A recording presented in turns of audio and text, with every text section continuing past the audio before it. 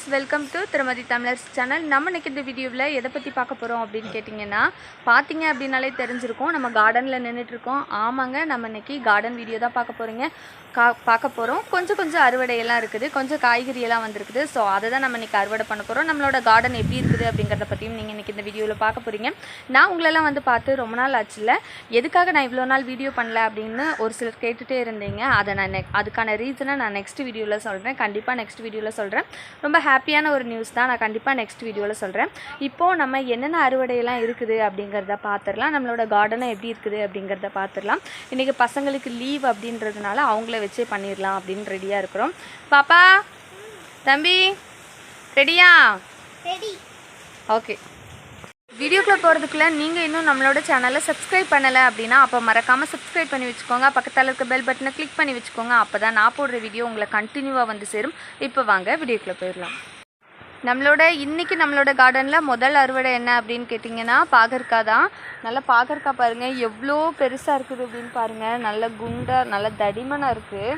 அதே மாதிரி லென்த்தும் பார்த்திங்க அப்படின்னா பெருசாக இருக்குது. நல்ல பெரிய பாகற்காய். 3 பாகற்காய் 4 பாகற்காய் காய்ச்சிருந்து இங்கே ஒன்று பழுத்து காய்ச்சி போச்சு.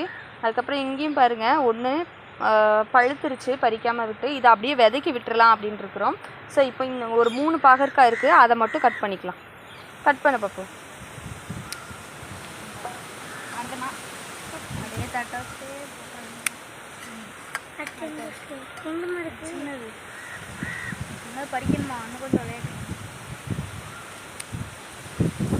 Okay, ton. நெக்ஸ்ட் போலாமா? நீ வெட்டிட்டு எடுத்து காமிச்சிட்டு பண்ணு. நெக்ஸ்ட் கத்திரிக்காய்ங்க. கத்திரிக்காய் பார்த்தீங்க அப்படின்னா 2 வெரைட்டி இருக்கு. ஒயிட் ஒன்று, அதுக்கப்புறமா நல்ல ப்ளூவில் கருப்பு கலர் கத்திரிக்காய் 2 கலர் இருக்குது. கட் பண்ணுங்கம்மா. கொடு.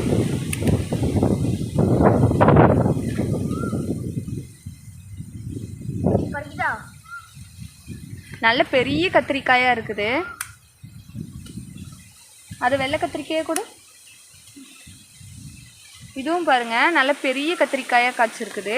அதே மாதிரி நம்ம எந்த மருந்துமே அடிக்கலைங்க, ஆனால் ஒரு கத்திரிக்காயில் கூட சொத்தையே இல்லை. ஆச்சரியமாக இருக்குது. நம்ம கடையில் மார்க்கெட்டில் வாங்குகிற கத்திரிக்காயில் கூட பார்த்திங்க அப்படின்னா சொத்தை வரும். ஆனால் நம்ம வீட்டில் காய்ச்ச கத்திரிக்காயில் எந்த சொத்தையுமே இல்லை. ரொம்ப சூப்பராக இருக்குது. இங்கே ஒரு கத்திரிக்காய் இருக்குது, அந்த கூடையிலே வை.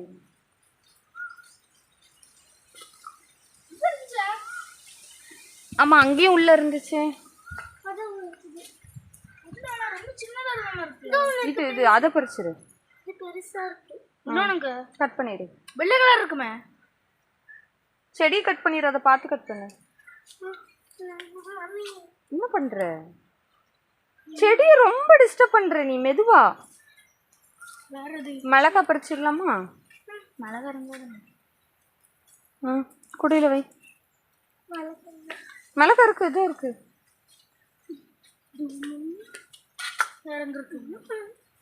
மிளகாய் அதுவும் இருக்குமா?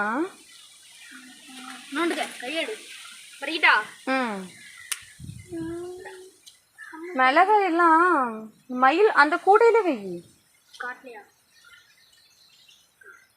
மிளகாய் செடியெல்லாம் நிறைய பூக்குது, ஆனால் காய் வர வர மயில் சாப்பிட்டுட்டு போயிடுது. மயிலுக்கு இங்கே அரிசி வைக்கிறது ரொம்ப தப்பாக போச்சுங்க. எந்த செடியுமே காய்க்கவே விடுறதில்ல. அப்படியே இலையெல்லாம் பாருங்க எப்படியே மொட்டையாக கட் பண்ணி விட்டுருக்குன்னு பாருங்க. அதனால மிளகாய் காய்ப்பே இல்லை. கேரட்டு இங்கே கொஞ்சம் மிளகாய் இருக்குது, தம்பி விடியா.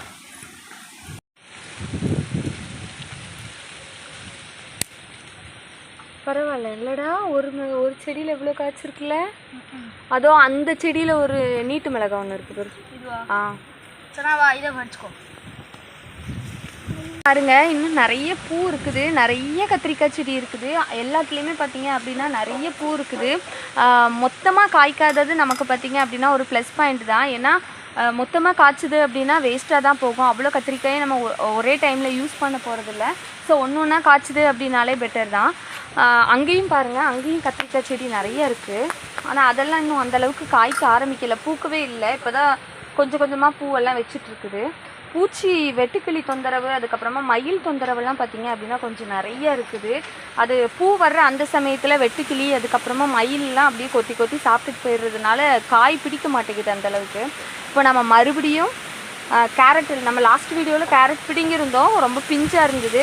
ஸோ இப்போவும் ஒன்றே ஒன்று மட்டும் பிடிங்கி நம்ம டெஸ்ட் பண்ண போகிறோம், கேரட் விளைஞ்சிருக்குதா இல்லையா அப்படின்னு பார்க்கலாம் வாங்க. இதுன்னு கேரட் விளைஞ்சிட்டு இந்த டைம். அது நான் அப்பவுமே இது வரும், இதுவும் அது கூட சேர்ந்து வந்துட்டு இது இன்னும் வரமாட்டேங்குது. கொடு பார்ப்போம் விளைஞ்சிருச்சான்னு பார்த்துட்டு அடுத்ததை கொடுங்க. ஒரு மாதிரி கருப்பாயிருச்சுல, ரொம்ப நாள் விட்டு கருப்பாயிட்டு குட்டியா இருக்குது. அடுத்த அந்த பக்கம் பிடிங்க பார்ப்போம். நான் அந்த பக்கம் சென்டர்ல இருந்து நல்ல பெருசா இருந்துச்சு, இப்போ குட்டி ஆயிடுச்சு. ஏன்னு தெரியல. Nice, super. ரெண்டு வந்துட்டு ஒன்று கூட ரெண்டு வந்துட்டு.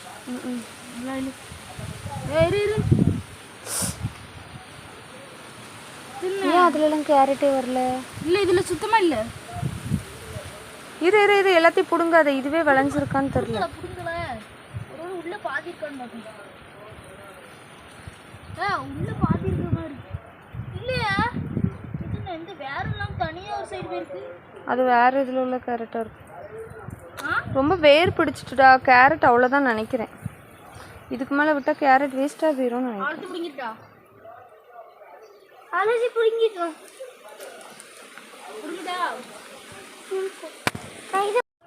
கேரட் ஒரு 3 கேரட் பிடுங்கி பார்த்தோம். ஒன்று கழுவிட்டு சாப்பிட்டு பார்க்கும்போது டேஸ்ட் பார்த்திங்க அப்படின்னா அதே மாதிரி தான் இருக்குது. லாஸ்ட் டைம் எப்படி இருந்ததோ அதே மாதிரி தான் இருக்குது. ஸோ இன்னும் விளையணுமா இல்லை இவ்வளோதான் விளையுமா, இந்த கேரட்டோட டேஸ்ட்டே அப்படி தானா அப்படின்னு எதுவுமே தெரியல. ஆனால் கேரட்டில் மேலே பாருங்கள் கொஞ்சம் கொஞ்சமாக வாட ஆரம்பிச்சிருச்சு. அதனால தான் ஒரு வேளை விளைஞ்சிருக்குமோ என்னமோ அப்படின்னு நினச்சோம். சரி ஓகே, இன்னும் ஒரு வாரம் கூட நம்ம வெயிட் பண்ணி பார்க்கலாம். அப்படி இல்லை அப்படின்னா நம்ம மொத்தமாக பிடுங்கிடலாம்.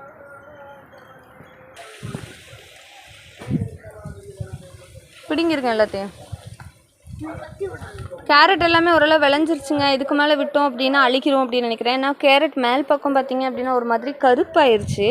அதனால் நம்ம இன்றைக்கி கேரட் ஃபுல்லாகவே நம்ம அறுவடை பண்ணிடலாம். கேரட் நம்ம உரமே எந்த வித மருந்துமே சேர்க்காம வளர்கிறதுனால கண்டிப்பாக கேரட்டோட சைஸ் கொஞ்சம் சின்னதாக தான் இருக்கும் அப்படின்னு நினைக்கிறேன். ஆனால் கேரட் நல்லாவே வந்திருக்குது. நம்ம மண்ணுக்கு கூட கேரட் வருமா அப்படின்றது தெரியல. ஃபஸ்ட் டைம் ட்ரை பண்ணியிருக்கோம், பரவாயில்ல, கேரட் நல்லாவே வந்திருக்குது. உடைக்காம எடுமா.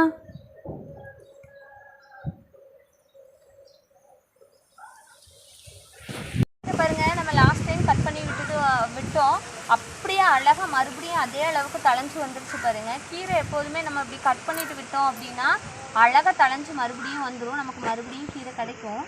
கட் பண்ணி இதை எடுத்துக்கலாம்.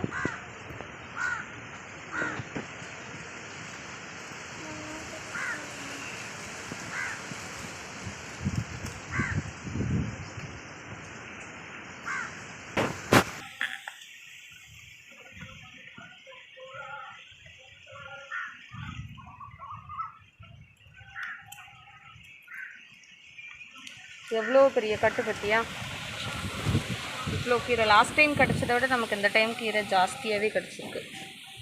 ஒரு மறுபடியும் இன்னும் இன்னொரு 2 வாரம், ஒரு 3 வாரம், அதில் மறுபடியும் கீரை இதை விட இன்னும் அதிகமாகவே கிடைக்கும் அடுத்த டைம்.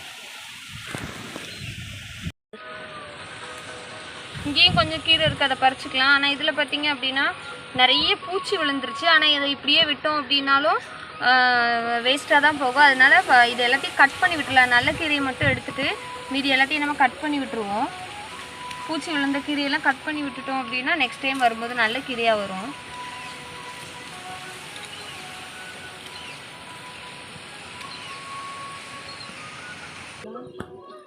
பண்ணுறேன். இந்த கீரை கொஞ்சம் பூச்சி விழுந்துருச்சு, அதனால் இவ்வளோ கீரை பார்த்திங்க அப்படின்னா வேஸ்ட் ஆயிடுச்சு. அதனால் இந்த கீரை கொஞ்சம் கம்மியாக தான் நமக்கு கிடச்சிருக்கு. பார்க்கலாம், நெக்ஸ்ட் டைம் வரும்போது நல்லா வரும் அப்படின்னு நினைக்கிறேன். இருந்த கொஞ்சம் அறுவடையும் பண்ணிட்டோம். இப்போ பார்த்திங்க அப்படின்னா நம்ம சப்போட்டா பழம் பறிச்சுக்கலாம். சப்போட்டா பழம் பார்த்திங்க அப்படின்னா சீசன் முடிஞ்சிருச்சு. இனி காய்க்கிற காயெல்லாம் பார்த்திங்க அப்படின்னா குட்டி குட்டியாக தான் காய்க்கும், கோடைக்காய் அப்படின்னு சொல்லுவோம். அதனால் குட்டி குட்டியாக தான் காய்க்கும். இருந்தாலும் நமக்கு தேவையான சப்போட்டா நமக்கு கிடச்சிட்டே தான் இருக்கும் மரத்துலேருந்து. அதே மாதிரி நம்ம வீட்டுக்கு வர பறவைகளுக்கு தேவையான சப்போட்டாவும் நமக்கு கிடச்சிட்டே தான் இருக்கும். இங்கே பாருங்கள், இதெல்லாம் பறவைகள் தான் கொத்தி போட்டிருக்காங்க.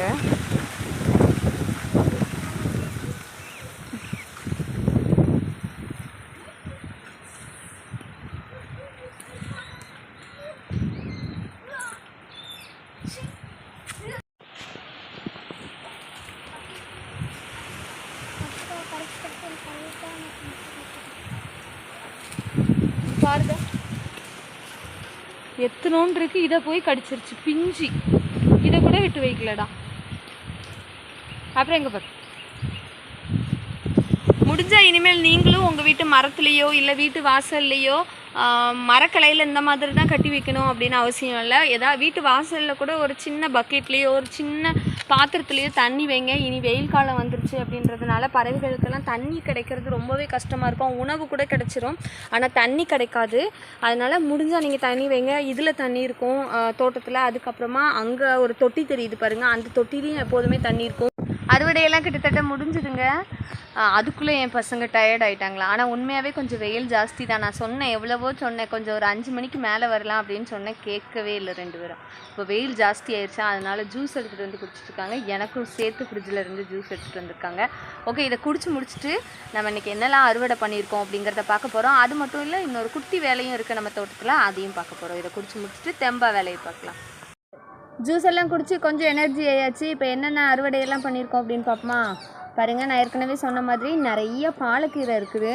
அதுக்கப்புறமா இந்த கீரையும் பார்த்தீங்க அப்படின்னா கொஞ்சம் கிடச்சிருக்குது, கொஞ்சம் தான் கிடச்சிருக்கு. ஏன்னா அதில் வந்து நிறைய பூச்சி விழுந்துருச்சு, ஸோ கட் பண்ணி போட்டோம். அதுக்கப்புறம் பார்த்தீங்க அப்படின்னா கிட்டத்தட்ட ஒரு பாத்திரத்தில் எடுத்துக்கலைங்க, ஒரு 2 கிலோ சப்போட்டா நம்ம பறிச்சிருக்கோம். நிறைய இருக்குது, இன்னும் பறித்து மொத்தமாக வச்சாலும் யாரும் சாப்பிட போகிறதில்ல, அழுகி போயிடும். அதனால நமக்கு தேவைக்கு மட்டும் கொஞ்சம் பறிச்சிருக்கோம்.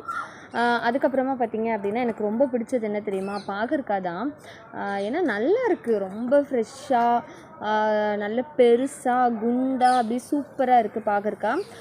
ஸோ அதுக்கப்புறமா பார்த்திங்க அப்படின்னா அதே மாதிரி பிரிஞ்சாலும் பார்த்திங்க அப்படின்னா நம்ம செடியிலே பறித்ததுனால எந்த பிரிஞ்சாலையும் ஒரு சொத்தை கூட இல்லைங்க.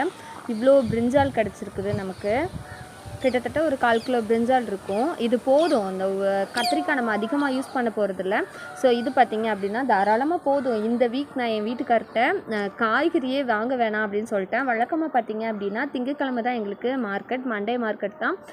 ஆனால் நாங்கள் பார்த்திங்க அப்படின்னா இந்த வாரம் காய்கறி வேணாம் அப்படின்னு நான் சொல்லிட்டேன். ஏன்னா கீரை இருக்குது, கத்திரிக்காய் இருக்குது, அப்புறம் பாகற்காய் இருக்குது, பச்சை மிளகாயும் தேவையான மிளகா வீட்டிலே தோட்டத்திலே கிடச்சிது. அதுக்கப்புறமா தக்காளியுமே பார்த்திங்க அப்படின்னா தோட்டத்தில் நான் இன்றைக்கி அறுவடை பண்ணல. நான் தக்காளி பார்த்திங்க அப்படின்னா ஒரு 2-3 டேஸ் பிஃபோரே நான் தக்காளி வந்து இருந்ததெல்லாம் பறிச்சிட்டேன். ஏன்னா மயில் நிறைய சாப்பிட்டு வேஸ்ட் பண்ணிடுச்சு. அதனால் தக்காளி மட்டும் நான் வீடியோ எடுக்கலை. ஆனால் நிறைய தக்காளி எனக்கு கிடச்சிது. தக்காளியெல்லாம் கிட்டத்தட்ட காய்ச்சி ஓஞ்சிருச்சு. இப்போ ஒரு 4-5 செடி மட்டும்தான் இருக்குது, கொஞ்சம் தான் இருக்குது. அதுக்கப்புறமா பார்த்திங்க அப்படின்னா கொஞ்சம் பச்சை மிளகாய் கிடச்சிருக்குது. நான் ஏற்கனவே சொன்ன மாதிரி மயிலுக்கு பச்சை மிளகாய்னா பிடிக்குமா அப்படின்றது சரியாக தெரியல. ஆனால் பச்சை மிளகாய் நிறைய பச்சை மிளகாயை மயில் சாப்பிட்டுட்டு போயிடுச்சு. அதனால் பச்சை மிளகாய் நம்ம வந்து இவ்வளோதான் கிடச்சிருக்கு. ஒரு 7-8 பச்சை மிளகாய் மட்டும்தான் கிடச்சிருக்குது. அதுக்கப்புறமா நான் ஏற்கனவே சொன்ன மாதிரி கேரட் விளைஞ்சிருச்சா விளையிலையா அப்படின்ற பெரிய கன்ஃபியூஷனுக்கு அப்புறமா ஒரு வழியாக விளைஞ்சிருச்சு அப்படின்னு நினைக்கிறேன். ஏன்னா நம்ம இது வீட்டில் வர்றதுனால இவ்வளோ தான் இருக்கும். இதோட சைஸே பார்த்திங்க அப்படின்னா இது பெருசாக இருக்குது. எல்லாமே ஒரே டைமில் வச்சது தான். ஆனால் இது பார்த்திங்க அப்படின்னா பெருசாக இருக்குது. அப்புறம் இது பார்த்திங்க அப்படின்னா ரொம்ப குட்டியாக இருக்குது. நிறைய வேர்லாம் வர ஆரம்பிச்சு. ஸோ எனக்கு என்ன தோணுச்சு அப்படின்னா பறிச்சிடலாம், இதுக்கு மேலே விட்டோம் அப்படின்னா அழுகிரும் அப்படின்னு எனக்கு தோணுச்சு. ஏன்னா இதெல்லாம் பார்த்திங்க அப்படின்னா வாட ஆரம்பிச்சிருச்சு, அப்படியே கருப்பு கலரில் ஆக ஆரம்பிச்சிருச்சு. ஸோ இதுக்கப்புறமா விட முடியாது. கிட்டத்தட்ட கேரட் பார்த்திங்க அப்படின்னா ஒரு 1 kg 1 கிலோவுக்கு மேலே தான் இருக்குமே தவிர கம்மியாக இருக்காது. நிறைய கேரட் கிடச்சிருக்கு. ஸோ இந்த காய்கறிகளே பார்த்திங்க அப்படின்னா நமக்கு கண்டிப்பாக இந்த வாரம் போதும். அத்தியாவசியமாக வெளியில் ஏதாவது தேவை அப்படின்னா மட்டும் வாங்கிக்கலாம். இங்கே பாருங்கள், இன்னும் இருக்குது. இங்கே பாருங்கள் எவ்வளோ கேரட் கிடச்சிருக்கு அப்படின்னு பாருங்கள். நம்ம ஊரில் கேரட் வரும் அப்படிங்கிறது ஒரு முயற்சி தான், ஆனால் கண்டிப்பாக வந்திருக்குது, சூப்பராகவே வந்திருக்குது.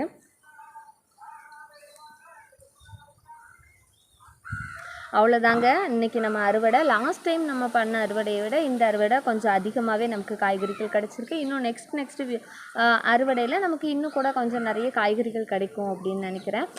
அதுக்கப்புறமா நான் தோட்டத்தில் இன்னொரு வேலையும் இருக்குது அப்படின்னு சொல்லியிருந்தேன். பார்த்திங்க அப்படின்னா அள்ளிச்செடி நம்ம வச்சுருந்தோம். ஃபஸ்ட்டு ஃபஸ்ட்டு பார்த்திங்க அப்படின்னா தொட்டியில் தான் வச்சுருந்தோம் அள்ளி செடி. அதுக்கப்புறமா அது வந்து மெயின்டைன் பண்ணுறது அவ்வளோ பெரிய தொட்டி, அப்பப்போ க்ளீன் பண்ணுறது கழுவுறதெல்லாம் ரொம்ப கஷ்டமாக இருக்குது அப்படின்றதுனால அந்த தொட்டியும் அவ்வளோ பெரிய தொட்டியும் வேஸ்ட் ஆகுது அப்படின்றதுனால சின்னதாக ஒரு டப்பில் மாற்றி வச்சுருந்தோம். ரொம்ப நாளாக நினச்சிட்டே இருந்தேன் நம்ம கண்டிப்பாக ஒரு டப் வாங்கணும் அப்படின்னு நினச்சிட்டு இருந்தேன். ஸோ பார்த்திங்க அப்படின்னா இன்றைக்கி ஒரு டப் நம்ம வாங்கிட்டோம். அந்த டப்புக்கு நம்ம வந்து அள்ளிச்செடியை மாற்றிட போகிறோம். அந்த குழி தோண்டிட்டு அந்த டப்பு உள்ளே போகிற அளவுக்கு குழி தோண்டிட்டு மண்ணை அப்படியே செட் பண்ண போகிறோம். அதுக்கப்புறமா அதில் மண் தண்ணியெல்லாம் சேர்த்து அள்ளிச்செடியை அதுக்கு சேஞ்ச் பண்ணிட போகிறோம். வாங்க எப்படி பண்ணுறேன் அப்படிங்கிறத பார்க்கலாம்.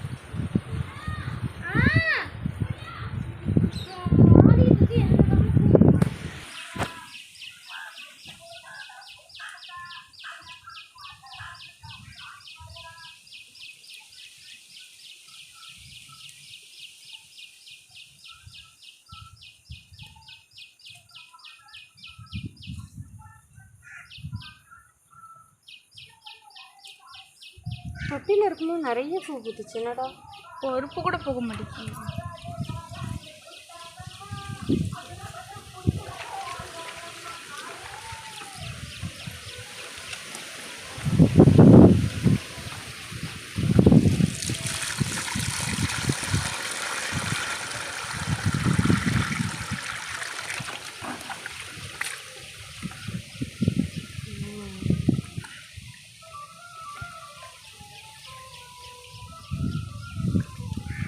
என்ன ஒரே அந்த சைட்லேருந்து ரொம்ப பபிள்ஸாக வருது. அது காஞ்ச மண் இருக்குல்ல, பாரு கொஞ்ச நேரத்தில் நல்லா தெளிஞ்சிரும், பார்க்க அழகாயிரும்.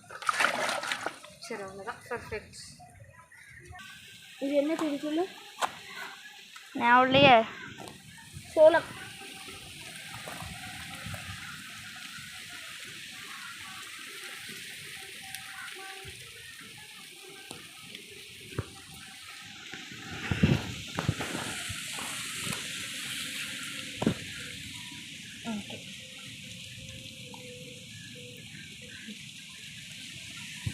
கொண்டா.